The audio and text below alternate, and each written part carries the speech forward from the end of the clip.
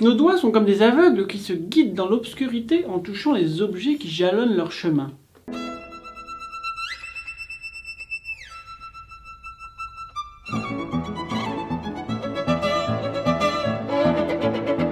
Contrairement au pianiste, nous n'avons que 4 doigts pour doigter les partitions. Mais ne revendez pas votre violon pour autant, car dans cette vidéo nous allons apprendre comment placer vos doigts sur le manche pour que 4 doigts vous suffisent amplement pour vous exprimer efficacement. La première fausse idée est de penser qu'il y a un seul bon doigté. Au fur et à mesure des années, je n'ai eu de cesse que d'expérimenter avec mes doigtés pour me rendre compte que ce n'était qu'une perte de temps. Car nos doigtés évoluent avec le temps. Quand j'ai cessé de noter mes doigtés, j'ai enfin eu ce sentiment de liberté. J'étais enfin libre d'expérimenter, sans me limiter à une seule solution, aussi élégante soit-elle. Et je me suis rendu compte que cela m'aidait à prendre du recul par rapport à la partition. Car on peut jouer un même passage avec différents doigtés. On peut par exemple jouer ce passage-là avec ce doigté-là.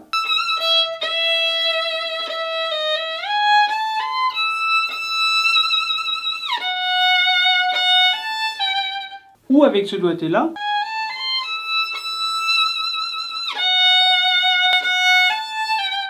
Et selon les jours, on peut avoir envie de différentes choses. Comme toujours, nos goûts changent, donc il n'y a pas de raison de se limiter à un seul doigté. Un doigté peut permettre une petite glissade sympathique,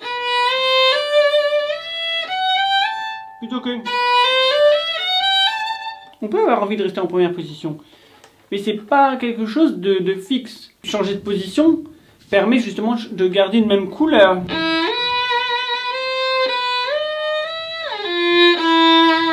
Si on change de corde, on casse la phrase.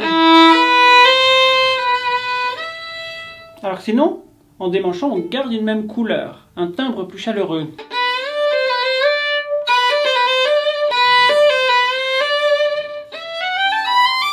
Ou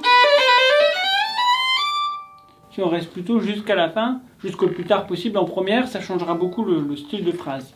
Parfois, on va privilégier les cordes à vide, parce qu'on n'a pas vraiment le choix. Par exemple, on pourrait faire, mais ça sonne moins bien parce qu'on ne change pas de couleur. On préfère,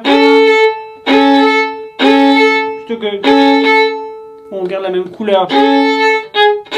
Et là aussi, on veut changer de corde. On veut pas faire, ça obligerait à enlever le doigt et à le remettre.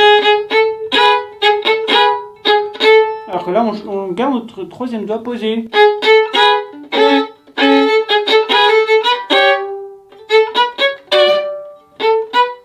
On va pas faire ça en troisième position. Bref, aucun doigté n'est parfait car ils ont tous leurs avantages et leurs inconvénients.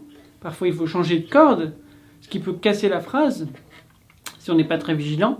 Donc ça rajoute des obstacles. Et parfois, en ayant ce petit démanché, on aime cette glissade qu'on n'utilise pas, je trouve, suffisamment de nos jours, qui était beaucoup plus souvent utilisée à l'époque, au siècle dernier.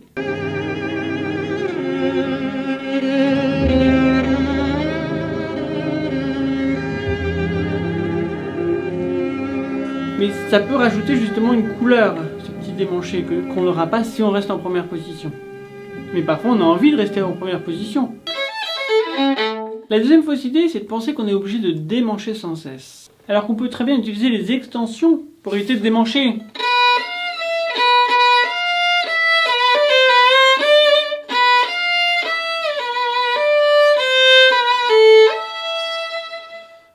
À la fin on démanche, mais on n'est pas obligé non plus.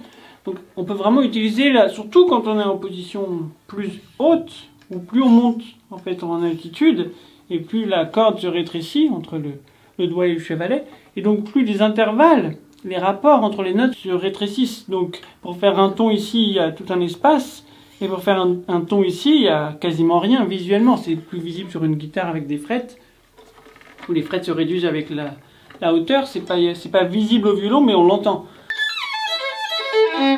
Donc c'est quelque chose de très important pour les doigtés. Plus on monte en position, et plus on pourra jouer avec les extensions. Et moins il y aura besoin de démancher sans cesse. La troisième fausse idée quand on change de position, c'est de penser que c'est la main qui démange. Alors qu'en fait la main elle est passive, elle est entraînée par le bras. C'est le bras en fait, l'avant-bras qui démanche. Et lorsqu'on arrive au niveau des éclisses, donc ce bord du violon, on est un peu bloqué. On voit beaucoup de violonistes qui contorsionnent le bras pour démancher plus haut. Ce qui pour moi est une erreur, parce qu'en faisant ça, on crée beaucoup de tension au niveau des épaules. Alors que si on contourne, l'avant-bras contourne le coude à partir de la 6e position, là ça permet justement de démancher sans avoir besoin de se contorsionner. Et on entend souvent aussi, à partir de la 4e position ou à partir de la 5e ou peu importe, c'est d'un coup on change parce qu'on est obligé de contourner les éclisses. C'est pas vrai parce qu'en fait selon la corde, sur la corde mi, on peut très bien monter très haut sans avoir besoin de changer quoi que ce soit. On peut garder ce mouvement rectiligne. Sur la corde sol, c'est un peu plus limité. Là, on va éviter de faire ça justement. Donc à ce moment-là, l'avant-bras va contourner le coude pour aller plus haut. Sans aller à droite. Finalement, le coude n'a pas bougé. C'est l'avant-bras qui a contourné pour aller dans les hauteurs. Sans aller de ce côté, donc le coude ne va pas à droite, mais le coude reste pendant vers le bas, tout le temps. Et bien sûr, selon votre morphologie, selon votre instrument, la hauteur jusqu'à laquelle vous pourrez arriver sans avoir besoin de contourner le coude variera. Et d'ailleurs, en parlant de démancher, je vais bientôt sortir toute une formation sur la main gauche. Si vous voulez en profiter, n'hésitez pas à rejoindre mes abonnés privés, c'est le premier lien sous cette vidéo. On se retrouve très vite de l'autre côté.